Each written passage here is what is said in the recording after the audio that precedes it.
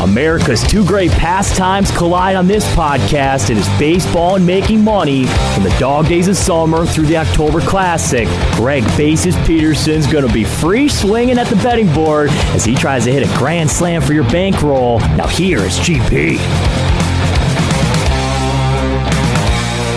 A special hello, welcome to lovely Las Vegas for MLB Overtime Betting with myself, Greg Peterson.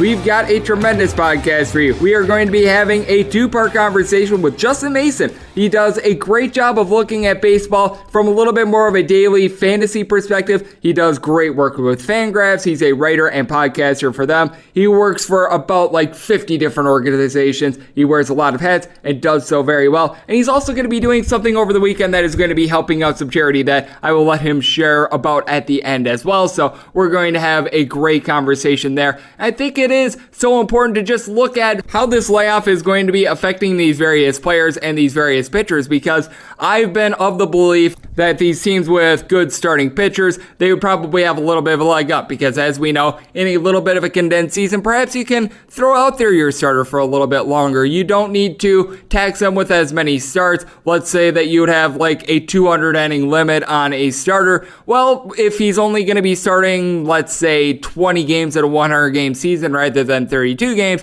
you throw him out there a little bit more. You can use them in a variety of different ways. Well, what we are finding out right now, and it's just so critical to be able to take a look at these little things, is that these starting pitchers, how are they right now ramping up for the season? They're playing catch with their sons. Some of them might be 3 years old. Some of them might be more around 10 to 11, but are you going to be throwing a 90 plus mile per hour fastball to your not even teenage son? Probably not. And we also heard it from our good buddy Matt Pauley, who does pre and post game work for the Milwaukee Brewers. A lot of these guys are trying to stay in shape by throwing into a tarp. Who does this favor a little bit more? A guy that he only needs to give you an inning, maybe sometimes 2 innings. He's going to be out there for 30 pitches max, or a guy that is trying to give you 5+ innings. He's going to be throwing 90+ pitches. You've got to think that it's a little bit more of these short burst guys and these guys that are able to do the little things right now, because as we know, our ability to be able to work out, have all these nice facilities, that is now compromised. So a lot of these Major League Baseball pitchers, not all of them, but a lot of them, have at their disposal just very primitive ways of being able to stay in shape. Like I was talking about, being able to throw into a tarp,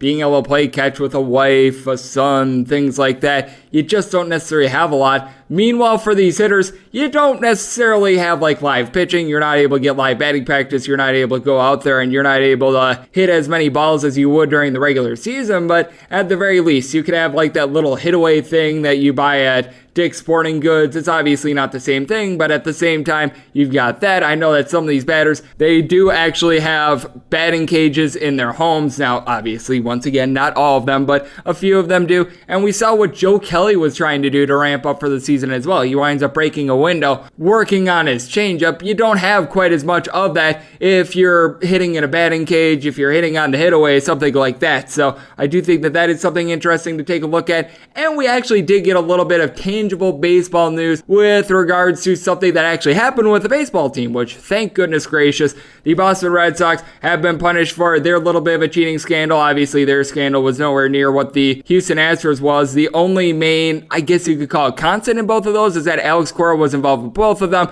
He was involved in the 2017 Astros scandal and the 2018 Boston Red Sox scandal. I think the biggest takeaway with this regard is the fact that he wound up not getting any further damage done to him, because he is going to be suspended for the 2020 season for his involvement with the Houston Astros scandal. He was not given anything more, and because of the way that these suspensions are worded, all the people with the Houston Astros, they are going to get a 0-game suspension if we do not have a 2020 season. For those of you guys that don't want to see cheating in Major League Baseball, even more incentive to pray for a 2020 baseball season, which I'm sure that all of us were praying for a 2020 season to begin with, but that is just a little bit more fuel to the fire. We know that there was I think it was a replay/video coordinator that wound up getting the axe from the Boston Red Sox as a result of this, and the Boston Red Sox, they wind up losing a second-round draft pick. That is all that was done to them. Now, the involvement of Alex Cora can be questioned, But the one thing that does remain, I guess you could call it steady, is the fact that he is now involved in 2 major cheating scandals,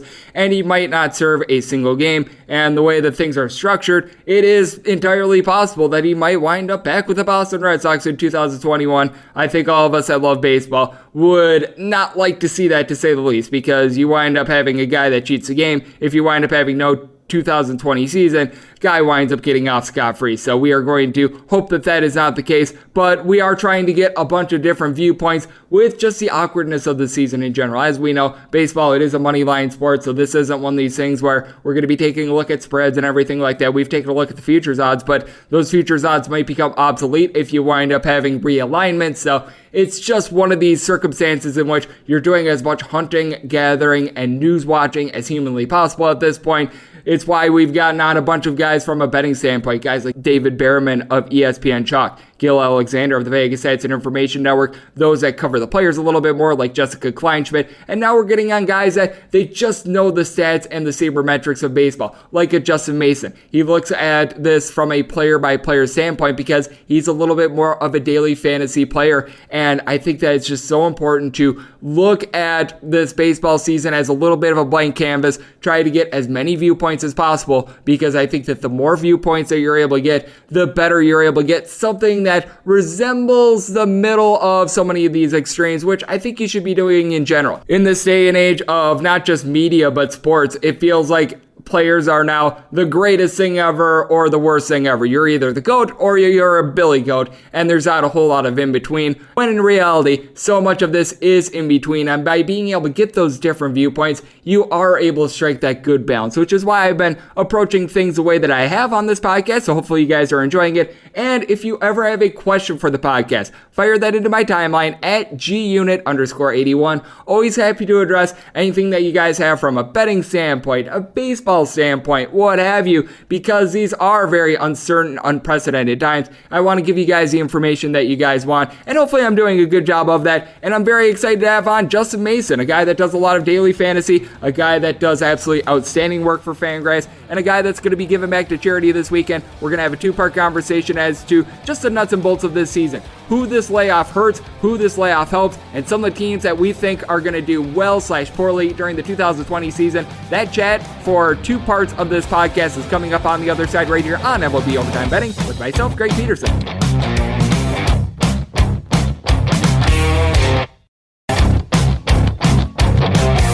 Greg is phoning a friend and going out to the Azunia hotline. And we're back here in lovely Las Vegas for MLB Overtime Betting with myself, Greg Peterson. Great to have on our next guest. This man does a little bit of everything. He provides some insight for fantasy benefits. You could also catch him as a part of the Fangraphs network. He does some writing, some podcasting for them. He's a part of RotoWare. The list goes on and on. You name it, he does it. He's a 5-tool baseball analyst, and you can follow him on Twitter at Justin Mason, FWFB, as it is Justin Mason joining me right here on the podcast. And Justin, great to have you on today. How are you? I'm doing well. Thank you for having me. Great to have you on. And I know that you and Paul Sporer, a guy that has joined the Vegas Stats and Information Network quite a bit, recently came out a day or two ago with the Sleeper and Bust episode of your podcast as well. And what have you guys been looking at with some of these guys that might have a little bit of a leg up or might be at a little bit of a disadvantage come the 2020 season? Because I think it is so fascinating. We're seeing guys like Joe Kelly throwing against a tarp, and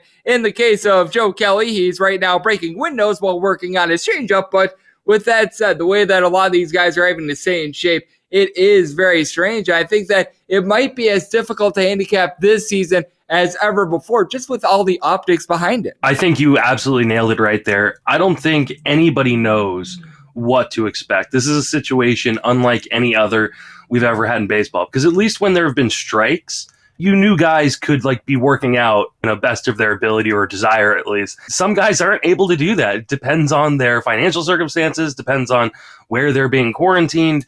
We have no idea who's working out, who's not. This is the weirdest situation, I think, in the history of baseball, We have no idea how rosters are going to be formatted, if and when there will be baseball. This is a complete nightmare. And so one of the things Paul and I have been doing is not digging too deep into every rumor, because every few days we're going to hear a new one. Yeah, I'm right there with you. This is certainly one of these things where we heard the Arizona plan, then we heard the spring training plan with Arizona and Florida. We saw a couple days ago, according to CBS, they're looking to add Texas into that 2-tier pot and make it 3 tiers. How they would split it up, whether it be 10, 10, 10, 12, 10, and 8, or what have you, is right now anyone's guess. We might have the Grapefruit League and the Cactus League. We might have the National League and the American League. And we might just have Martians trying to hit home runs at some point as well, as we do have Justin Mason joining me right here on the podcast. So certainly a very unique circumstance. But one thing that I've been starting to come around on,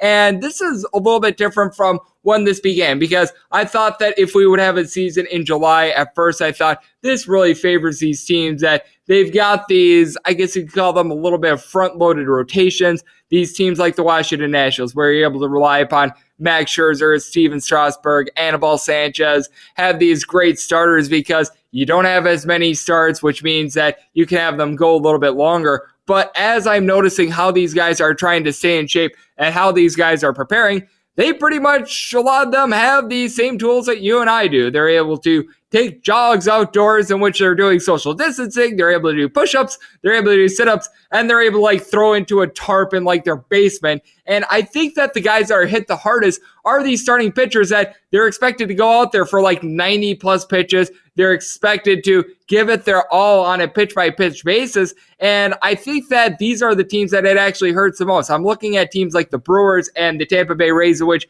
you've obviously got quite a few bullpen arms, but these guys don't need to go as deep into games as having a little bit of a leg up as a result, because I think that the hardest thing that's going to happen once we do get baseball back into our lives is these starting pitchers being able to stretch themselves back out and being able to go these 5+ innings. Well, and I think bullpens are going to be really, really important, because if we're playing a lot of doubleheaders to make up games, you're not going to be able to throw guys in one game and then throw them into the next game that same day.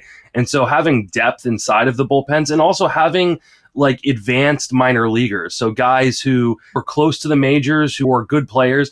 If we have expanded rosters, those guys are going to be up. Those guys are going to make a difference. And I think NL teams are going to get a huge benefit here, because they're teams like the Reds, for instance, that kind of had a roster crunch coming into the season. But if they get the DH, that roster crunch becomes a lot less of an issue for them, and they can start playing guys like Jesse Winker every day. Guys like Nick Senzel won't be on the bench in a short side platoon. So I think these are the kind of things that obviously we don't know what's going to happen, but that you kind of take into account when making bets or playing fantasy. I think that that's a very good point that you bring up, and I know that a lot of my guests on this podcast have brought up the Cincinnati Reds as a little bit of a sleeper, and I feel like they've had 2 tremendous off seasons. And what I like about the Reds is that they're balanced, because you bring up those names of the young guys like a Senzel. He certainly is going to be a player, but you also bring in a Nick Castellanos in the offseason, Mike Moustakas. These guys are absolutely tremendous as well. And I think we both agree. Typically in a baseball season, the pitchers are out in front of the hitters a little bit. We see this every single year. The hitting, typically, it picks up after about a month or two. I think we might see the exact opposite for what I brought up a little bit earlier, just because you're running through so many bullpen arms. Now, obviously, you can't simulate live ball pitching when you're at home, but you can have things like the hit away. All you need is a pull and like that device that costs $100 at Dick's Sporting Goods or something like that, and boom, you're able to, at the very least, get in some swings. Meanwhile, with these pitchers, you're trying to play catch with your 12-year-old son. You're not going to be throwing 95-year-old fastballs to your 12-year-old son unless, there's other things going on which we don't want to know about. Oh, I think that's a really good point, because if you thought that the juice ball situation was going to be maybe going away this season, you might as well throw that out the window, because not only have we no idea what kind of ball they're going to be playing with, though in spring training that we did see was any indication, it did look like the ball was a little less lively. You're going to be playing in a lot of spring training parks and in a lot of heat in Texas or Florida or Arizona. The batters are going to go yard a whole lot more than we would have expected him coming this season. So I think that you're right. I think we're going to see one of the most lively seasons in recent memory, and that's saying something considering the last 3 years. I'm right there with you. I am praying that we do not get the juice ball back. The ball that we had at spring training, it wasn't quite the ball that we saw in the postseason, but at the same time, it certainly wasn't the abomination that we saw in 2019, in which guys were busting out of the box because they thought that they were going to try to hustle for a double. Instead, the ball winds up going over the fence. That was just something that we've never seen before, and you mentioned it as well. With regards to a lot of these rumors that we're hearing in baseball, it's going to be in a lot of these parks that are more in the southern part of the country. The temperatures when it comes to July and August, they're up there in the hundreds. You've got places like Florida, Arizona. Now they're bringing in Texas into the fold. And I do think that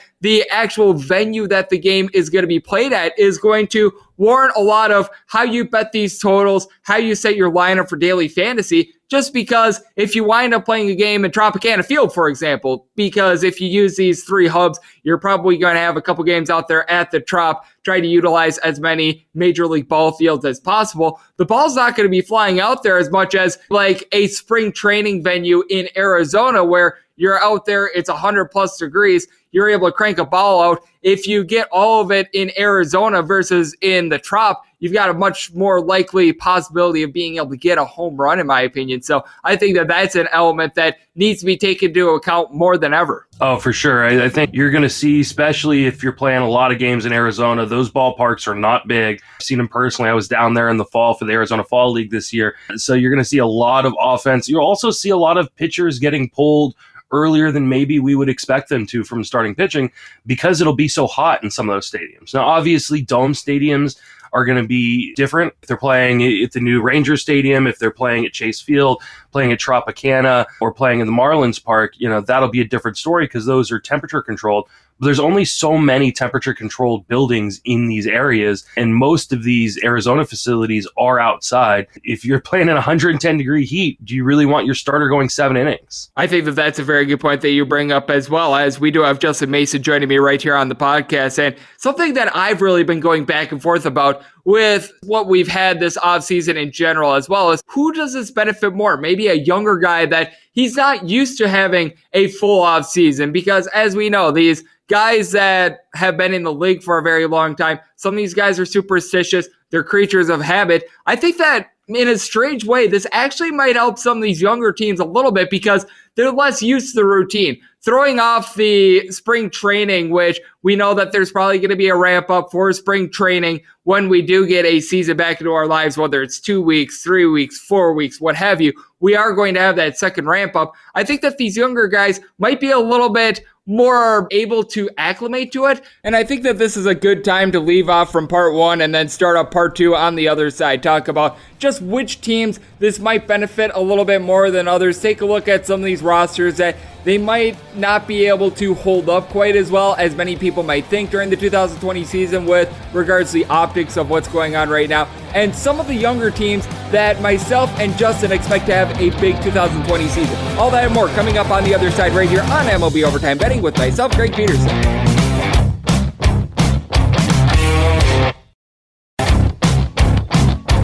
Welcome back to MLB Overtime. Greg is throwing a gem, so yeah, he better not blow it. And we're back here in lovely Las Vegas for MLB Overtime Betting with myself, Greg Peterson. Pleased to be rejoined by our guest, Justin Mason. Does absolutely terrific work out there with Fangraphs and so many other things. And you're going to hear towards the end of this interview that he's doing some very good work for charity as well this weekend. And you can follow him on Twitter at Justin Mason, FWFB. And on the other side, we were talking about how this layoff might actually help out younger players rather than older players. I do think that this goes back to these older guys having their set routines. They know exactly how to get themselves ramped up, while we are in just a completely different circumstance this year. And I do think that it is going to be very fascinating to see how these guys try to get all ramped up for the season, because as we know, we are going to be getting that second spring training. This is just like if you're trying to do weights, weightlifting, anything like that, the whole body confusion thing. And I think that a younger guy might be a little bit more versatile in being able to roll with the punches this year. I think younger guys definitely have a small advantage, but I think hitters in general are going to have a larger advantage. I mean, we've heard it from Major League Baseball players for years now that the pitchers are the ones who need spring training. Hitters come in, they've been hitting all off season. They're pretty much rip, ready, and go. They might need a week of spring training, and then the rest is just doing batting practice and giving pitchers a chance to kind of stretch out and get acclimated. And so I think hitting is going to be rampant, where I think pitching is going to be the thing that that teams really struggle with. So obviously teams with loaded rotations, like you mentioned, the Nationals, the Astros are another good example. Even the aforementioned Cincinnati Reds, who have that Sonny Gray, Castillo, Trevor Bauer, DeSclafani, Wade Miley rotation. That's a really good rotation. Team like the Dodgers, I think they just have such a huge advantage having the pitching guys you can rely upon, and that should be able to hit the gates pretty hard no matter what the situation. But hitters, those are the guys who are getting the real advantage here. I agree with you, as Justin Mason is joining me right here on the podcast. And I think another team that is worth taking a look at for the 2020 season is the Chicago White Sox, because I mentioned how I think that younger teams might have a little bit of a leg up. Textbook example, the Chicago White Sox. Now they do bring in a veteran arm that I think is really going to be able to help them out in Dallas Keuchel. And Dallas Keuchel is a guy that can actually relate more to these circumstances than I would say just about anyone else, because we remember his time with Atlanta last year. He didn't wind up pitching for the team until the summer. He had a little bit of a ramp-up period, and then boom, he was starting for the Braves in a pennant chase. So I do think that he's a guy that is malleable. He's able to roll with the punches. And then I think what else is big for the Chicago White Sox is that they weren't expecting to have Carlos Rodon at the beginning of the season. When he is on, we saw him during the 2018 season. He actually had some very good performances. Problem with him has been health. You figured that he wasn't going to be set to go at the beginning of the season, but you got to think that if the baseball season happens, I would say at this point, we're probably not going to get it until the middle of June. I'm sort of thinking early July at this point, that Rodon is going to be able to go from day one. You don't necessarily need to have him out there giving you like 100 plus pitches on a nightly basis, because what else the White Sox have are a bunch of solid middle relievers that came through last year, like an Aaron Bummer. So I think that they've got sort of the best of both worlds with that regard. I agree with you. I think the White Sox really benefit from this a lot. Like you said, they're a younger team, but Carlos Rodon isn't the guy that I think benefits the most out of that rotation. It's Michael Kopech. Kopech was supposed to be ready near opening day, while Rodon was going to be ready sometime in mid to late June. Kopech's their number one prospect. He, looked good in the one outing he did have in spring training. I mean, he throws fire. The back end of this rotation isn't that impressive. I mean, you've got Gio Gonzalez and Ronaldo Lopez. I mean, are they really stopping either Rodon or Kopech from coming in? I don't think they are. I think Lopez is destined to be a reliever, and Gio Gonzalez is a nice little journeyman pitcher, but his contract's not stopping either of those guys if they're pitching well. But they're definitely a team to watch, because that AL Central is poachable for sure. I am right there with you, because we know the biggest benefits of the juice ball as well. That would be the Minnesota Twins. They were cranking balls out left and right. I don't know if that's going to be sustainable for the 2020 season. I don't know what your thoughts are about the Minnesota Twins, but it felt like that pitching rotation, it really waned towards the end of the year. Now, I know that they brought in a couple of reinforcements, bringing in Kenta Maeda is big, and they brought in some relief pitching at the deadline last year, but I do not want to be having my chips in Sergio Romo if you have a 2-run lead in the ninth inning. Let me tell you that much. Yeah, the bullpen is a bit iffy. I do love Trevor May, and Taylor Rogers was lights out last year, but like you said, do you really want to trust a 37-year-old Sergio Romo? The rotation, though, the rotation's very interesting. Homer Bailey was very productive last year. Kenta Maeda just has never been given a chance because of his contract to kind of have a full set of innings. Now, with the shortened season, there's no reason for the Twins to shut him down or move him to the bullpen. If you're playing in like season-long fantasy, he jumps up like 10, 20 spots from where he would have been on the Dodgers. I think Jose Barrios is an ace in the making. People forget, this was the top pitching prospect in all of baseball, and he's only going to be 26 this year. That's nothing. Dude still has plenty of room to grow. Jake Odorizzi was very good last year. I think the Twins are one of my favorite teams to kind of watch this year. There's obviously going to be some regression in that offense, but that offense is stacked. When you've got Miguel Sano and Byron Buxton hitting 8-9 for you because the rest of your offense is stacked, you know you got a pretty good team. And with Jose Barrios, what I really liked from him in the 2019 season is that he was better on the road. We both know this. Jose Barrios, before the 2019 season, he was a guy that you could always trust in Minnesota. He's a guy that you couldn't trust on the road. Those splits were much better last year, as we do have Justin Mason joining me right here on the podcast. And Justin, I know that we've went through some of the offseason signings that we've seen in baseball, and I feel like a lot of these went under the radar because a lot of people, they were putting a lot of emphasis on guys like Garrett Cole going to New York, Anthony Rendon heading to the West Coast. No ifs, ands, or buts about it. Those are big moves, but I feel like there are a couple teams, like we talked about with the Cincinnati Reds, that have done some good things as well. And I also look at the Milwaukee Brewers. Avisail Garcia is a guy that was pretty solid with the Tampa Bay Rays. He was able to belt out 20 home runs. I feel like people just remember him because he had a little bit of a flame-out 2018 season after being spectacular in 2017. Brock Holt getting him for right around like $2.5 million.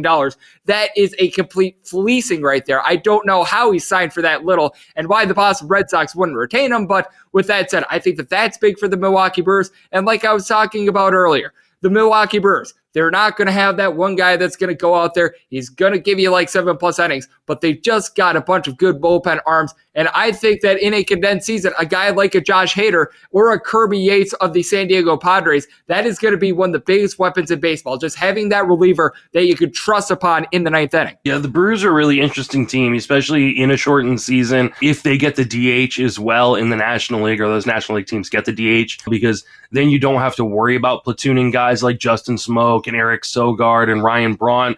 You get that extra bat in the lineup. They become much more interesting. And like you said, the starting pitching. That starting pitching is pretty atrocious after Brandon Woodruff and Adrian Hauser. But Lindblom looked pretty interesting and pretty good in his spring training outings. It looked a lot nastier than I expected him to. Brett Anderson is somewhat ageless. And you got to think this is a team that's going to make a move. Like they're probably nearing the end of, well, maybe not the end of their window, but the window has been open for a little while, and I think they want to take a shot at getting to a World Series. And in a shortened season, anything can happen. We could see a team like Toronto make a push and bring up a guy like Nate Pearson, just because who knows? If you start off hot, there's maybe not enough time left in the season if we're only playing 80 or 100 games for teams to catch you. So I fully expect if there is a trade deadline, if there is a trade market, that the Brewers are a huge part of that. And I love the fact that you brought up the Toronto Blue Jays as well. I know that my good buddy over there at the Vegas Stats and Information Network, Gil Alexander, very high on them, and he fits a lot of and this team fits a lot of the criteria that I was laying out a little bit earlier. You've got a bunch of young blue chip prospects, Vlad Guerrero Jr., Dante Bichette. These guys had some very good stretches towards the end of the 2019 season. You sign Hyun-Jin Ryu, and we both know this. With the Toronto Blue Jays, the biggest thing is that their pitching just wasn't necessarily there, but you do have some interesting prospects as well. You've got a guy like Waguespack who, if he's able to put it together and he's able to be an above average starter with all the firepower that the Blue Jays have in their lineup, look out below, because this is a team that's able to do something, and they've got some solid relief pitching. You could say what you want about Ken Giles, but I have a lot more faith in him than I would in a lot of these other relievers that you see around Major League Baseball, because it feels like with regards to relief pitching in Major League Baseball, all you're asking for is to not completely blow the game, and I have faith that Ken Giles is able to not completely blow the game. Oh, I love Ken Giles. It's one of my favorite picks this year in season-long fantasy, so you're going to get no argument from me there. I think that rotation is kind of sneaky good, especially from a real-life perspective as opposed to a fantasy perspective. I think fantasy, we're always looking for that kind of the flash and the substance, and this is a bunch of 30-something-year-old guys that aren't that flashy. But if we are playing in neutral stadiums in the South, then Hyun-Jin Ryu doesn't have to worry about playing in Rogers Stadium. He doesn't have to worry about the turf there. And I think those are some of the concerns that people have with him leaving the Dodgers and going to the Blue Jays. That's a big plus for him. You know, Chase Anderson and Matt Shoemaker, they're very solid pitchers. Tanner Roark, same way. And I think there's some upside on Trent Thornton. Like you said, there's some arms in the minor leagues. And Nate Pearson is probably the most exciting arm in all of the minors right now. And if they do expanded rosters, there has been talk of 40-man rosters, just putting the entire 40-man roster up at the majors. Like Nate Pearson's going to be up. And this is a kid who could take off from day one. So it's a very, very interesting team, especially with how loaded that young offense is. I am right there with you. Even Wilmer Font, we know that the opener is becoming a little bit more in baseball. He was actually one of the best openers in all of baseball as well. And I love the fact that you brought up Matt Shoemaker. Shoemaker, before getting hurt in 2019, now it's a small sample size. It was 5 starts, but he looked absolutely tremendous as well. So I am right there in lockstep with you. And Justin, I know that you're taking a look at all the ins and outs of what is going to be just a random 2020 season if we wind up getting one. I know that you're preparing as if we're going to get a baseball season at some point. I am doing the same. I know that you do great work with Fangraphs and so many other sites. So let the good people at home know just what you're doing in general and how they can get a little bit more of your work. Well, you can catch all of my rantings and stuff over on Twitter at Justin Mason FWFB. I work at Fangraphs, Friends of Fantasy Benefits, and then I run TGFBI, which you can check out at TGFBI.com. And then this Sunday, if you're around and you got nothing to do, I'm doing a 12-hour live stream with over 90 guests from inside of the fantasy baseball industry. I'll be streaming that. You can catch it over on Fangraphs or on Twitter, at my Twitter account, or even on my YouTube account. It's going to be a lot of fun raising money for Meals on Wheels, which is a great charity doing a lot of really good work during these dark times. So if you're interested in donating to that, you can PayPal me at justinmasonfantasy@gmail.com. And for every $1 donated, you get a raffle ticket for prizes we're going to be giving away all day long during that live stream. That is absolutely tremendous. I love that you're doing that. And obviously, there are a lot of people are hurting right now, so that'll benefit a whole bunch of folks out there. And Justin is doing a great job of just helping you guys be able to keep up with your daily fantasy or betting, all of that stuff, as I think that it's not a matter of if we get a baseball season, it's a matter of when. And Justin is doing a great job of staying on top of everything. So big thanks to Justin Mason for joining me right here on MLB Overtime Betting. If you like what you're hearing from this fine podcast, you can subscribe on Apple Podcasts, Google Play, Spotify, Stitcher, and TuneIn. And if you ever have a question for the podcast, fire that in by timeline at GR41. Going to be coming at you guys 3 times a week until the baseball season restarts. And then once we get baseball daily, I come at you guys daily. Catch you guys once again next week. Thank you so much.